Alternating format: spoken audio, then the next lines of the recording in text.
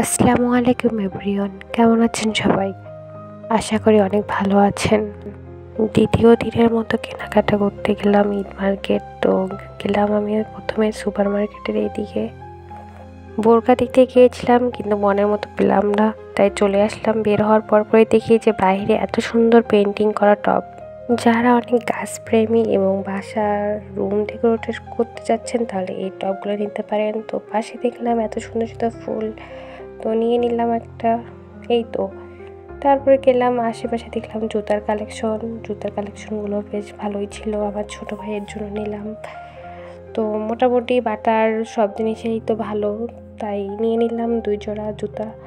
এই তো তারপর যাচ্ছিলাম আড়ঙ্গে।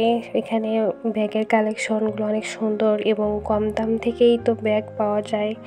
বরাবরই আমার আড়ঙ্গের ব্যাগগুলো অনেক সুন্দর লাগে। তো অনেক কয়েকটা ব্যাগ দেখার পর আমি একটা ব্যাগ নিলাম আর কি, রেগুলার ইউজ করার জন্য।